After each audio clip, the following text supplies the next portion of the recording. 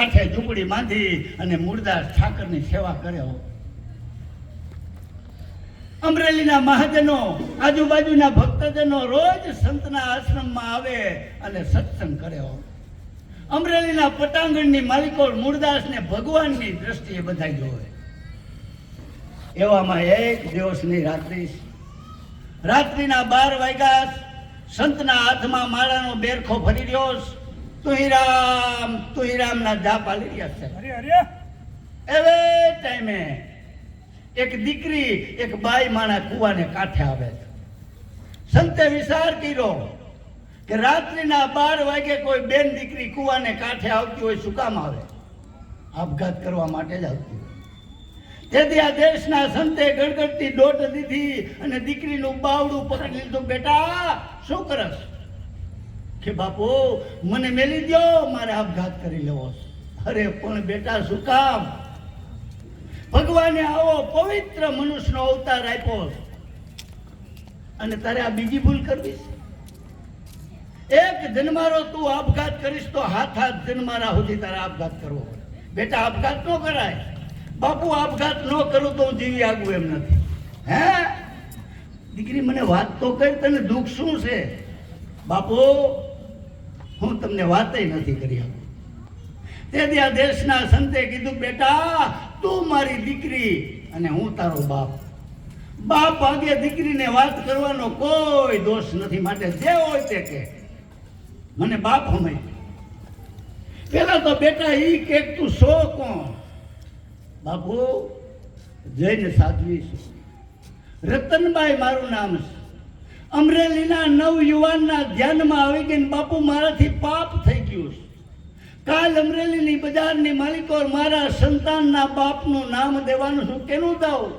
માટે મને મેલી દો, મને આપઘાત કરી લેવા દો. સંત ધ્રુજી ગયો સાહેબ. હા, હું એમ માનતો હતો કે એક હતા, આ તો ભેરી બાળ હતા. સંતે મનમાં ગાંઠ વારી લીધી કે ગમે તે થાય પણ આ દીકરીને એના બાળકને ઉગારી લેવા. એટલું જ નહીં સાહેબ, સંતે હે ને દીકરીની માથે નજર માંડી. આજનું સાયન્સ કદાચ ત્યાં નહીં પૂગ્યું. દીકરીની માથે નજર માંડીને સંતે જોયું ને કે આ દીકરીના ઓદરની માલિકો જે ગર્ભ પડ્યો છે ને, એ ગર્ભ કોઈ સાધારણ નથી. તો એક મહાન સંતની જનેતા પડી છે. આટલું તારણ સંતે ખેંચી લીધું. સંતે સાહેબ વાતને હરવી કરી નાખી. બેટા આવી નાનકડી ભૂલ હાટું થઈને તારે આપઘાત કરી લેવો? અરે બાપુ આ વાત તમને નાનકડી લાગે છે? કાલ અમરેલીની બજારમાં મારા સંતાનના બાપનું નામ દેવાનું હું કેનું દઉં? કે બેટા તારા સંતાનના બાપનું નામ મળી જાય તું બસી જા. કે હા બાપુ તો બસી જાવ, પણ દઈ આગું એમ નથી. કારણ કે એ નવયુવાનનો વાક નથી બાપુ, વાક પાપી શરીરનો. તેથી આ દેશના સંતે કીધું, બેટા તો જા અમરેલીની બજારમાં જઈને કહી દે કે મારા સંતાનનો બાપ સંત મૂળદાસ. કેવડો મોટો અબજ સંતે પોતાની માથે લઈ લીધો સાહેબ. એટલે કીધું કે નથી મફતમાં મળતા, એના આવા મોંઘા મૂળ સૂકવવા પડતા. સંતને સંતપણા મફતમાં નથી મળતા સાહેબ. કાંઈક મેળવવું હોય તો કાંઈક ગુમાવવું પડે. હે કે બેટા જા મારું નામ દઈ દીજે. બાપુ અમરેલીના પટાંગણની માલિકો બધાય તમને ભગવાનની દ્રષ્ટિએ જોવે. અને હું એમ કહું કે મારા સંતાનનો બાપ સંત મૂળદાસ છે, આ જગત નહીં માને. કે બેટા જગત માનશે. હું કહું એમ કે આ જગતને છે ને ખાલી કાન જ છે, આખું નથી. સાંભળે એટલે હોહરી નીકળ્યો. બેટા અત્યારે રાત્રિનો 1 વાગ્યો તું ઘેરે વહી જા. સવારે મારા આશ્રમની માલિકો રોકડે ઠાઠ સભા ભરાઈને બેઠી હોય, હું સત્સંગ કરતો ને ત્યાં આવજે. આવીને એટલું કહી દે કે હે ઢોગી સાધુ, હે લંપટ બાવા, તારી સત્સંગની મોટી મોટી વાતો રહેવા દે અને આ તારા કરતો તો હમું જો આટલું કહી જાય. જગતને કેવું નહીં, આપો હાથ ફંદી જાય.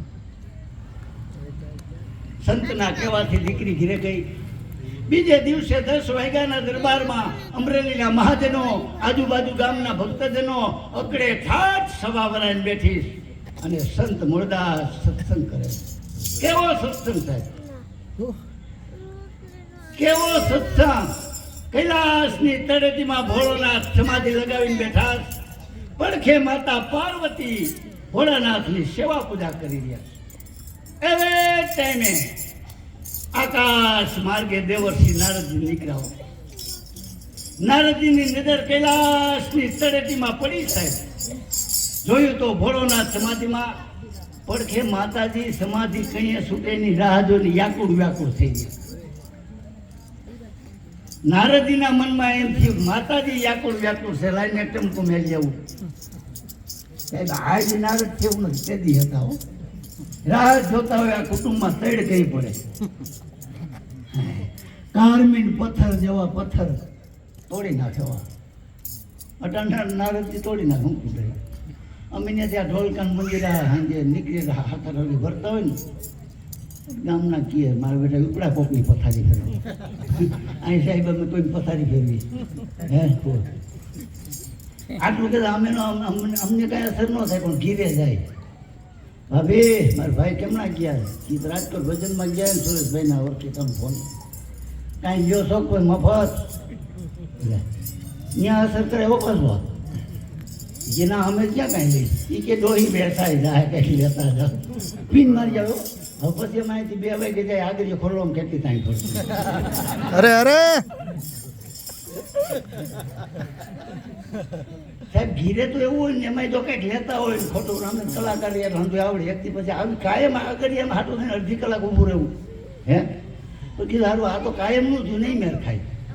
મેં કીધું માવજીભાઈ અમારે કીધું હવેથી કે 5000 લેતો જાય જલ્દી.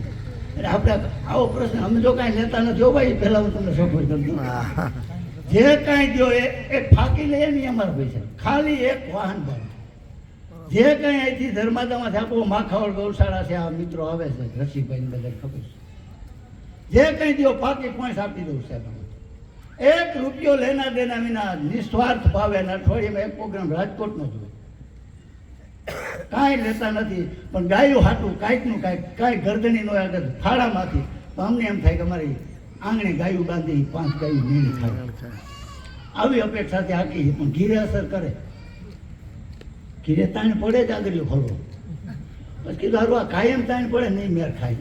એટલે કીધું કે માવજીભાઈ કીધું 5000 લેતો જા જયંતિ. કીધું આજથી આપણે 5000 ચાલુ કર્યા ને એ કે એમ કરો કે છોકરા હવે ડેકારો કરશે ઉપર હોઈ જાવ 5000. અરે અરે હવે ઓલા છોકરા ડેકારો પપ્પા ઉતાર ડેકારો કરો માં 5000. હવે આપણે ઉઠીને બાપા કે શા કે રોટલી ભાખરી આપણે 5000. એટલે આ માયા બળી મોહની સંતાન પોતાના ખાય.